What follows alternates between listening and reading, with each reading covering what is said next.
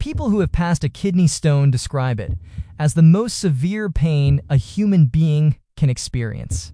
They compare it to childbirth, to be stabbed, to a sustained, wave-like agony that makes them genuinely question whether they're going to survive a Tuesday afternoon.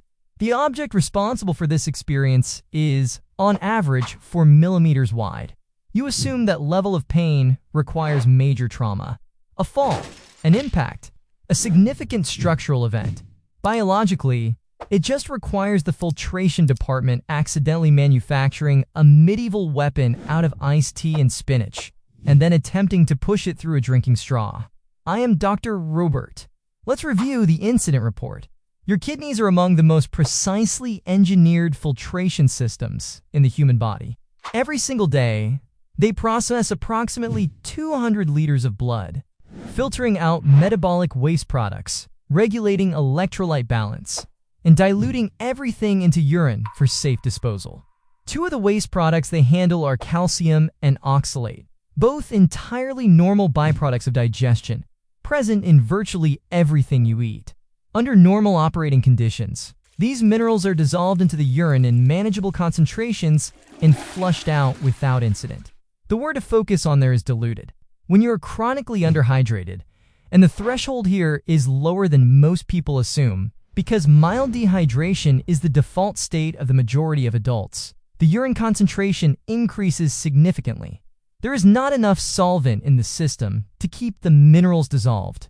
And dissolved minerals, when there is no longer enough liquid to hold them in solution, do what all dissolved minerals eventually do. They crystallize. The chemistry here is not exotic. It is the same process that leaves white mineral deposits around your shower head when the water evaporates. The minerals were in solution. The solution was reduced. The minerals came out of suspension and formed a solid. In your shower, this is a mild inconvenience you address with a descaling spray. In your kidney, this is the opening act of a multi-day structural emergency. Now, what actually determines who gets stones and who does not is not purely a hydration issue, though hydration is the dominant variable. Genetics influence how much calcium the intestines absorb and how efficiently the kidneys reabsorb it. Diet matters significantly. Foods high in oxalate like spinach, almonds, and dark chocolate increase the raw material load. And once you have had a stone, the probability of building another one within 10 years is somewhere around 50%. The filtration department does not forget how to make them, but it started with the water. It always starts with the water. The kidney has now manufactured a solid crystalline object. The object needs to leave.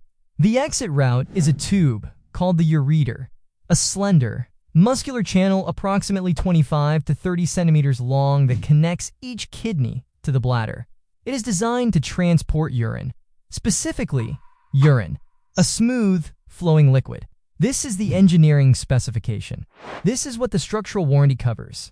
The internal diameter of the ureter at its narrowest point is roughly 3 to 4 millimeters. The average calcium oxalate stone at the point of departure is also roughly 3 to 4 millimeters. The engineering specification for this transport corridor stated clearly and without ambiguity, liquid clearance only. Meanwhile, upstream, urine continues to be produced by the kidney at its standard operating rate. It flows down the ureter. It reaches the blockage. It stops. With nowhere to go, the urine accumulates in the ureter and, critically, back pressures into the kidney itself. The kidney begins to swell. This condition is called hydronephrosis, and it is not a minor complication. The kidney is a densely innervated organ inside a rigid fibrous capsule. As internal pressure builds and the capsule stretches, the pain signal escalates independently of the ureter spasms. So what you're actually experiencing during a kidney stone event is two simultaneous, compounding pain sources. The ureter contracting violently against a lodged crystalline object, and the kidney physically inflating against its own structural limits. Your body's engineering response to a blocked pipe is, in summary, to squeeze the pipe harder and allow the pressure to build until either the blockage clears or a physician intervenes with considerably more sophisticated tools than a plunger. I want to acknowledge at this point in the inspection that this is genuinely one of the less elegant solutions in the operational manual. I have reviewed a number of systems in this clinic, and the kidney stone response protocol stands out as particularly unimpressive from a design standpoint.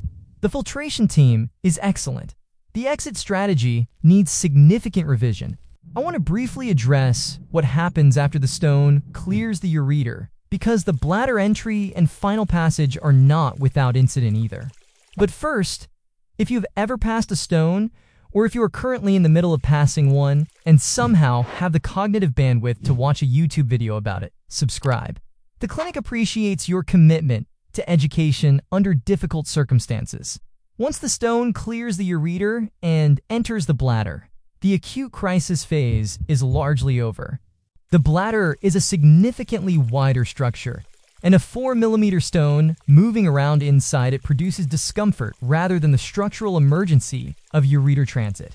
The final passage from the bladder through the urethra and out is considerably shorter than the ureter journey and, for most stone sizes, manageable. Stones under 5mm pass without intervention in roughly 80% of cases. Stones above 7mm almost never do, and require either lithotripsy, external ultrasonic shock waves that break the stone into smaller fragments, or direct surgical retrieval. If the stone passes naturally, the patient is typically instructed to collect it for chemical analysis. This determines which type of stone was produced, which informs dietary and hydration recommendations to reduce the probability of manufacturing another one. The facility has been asked to submit a sample of its defective output for review.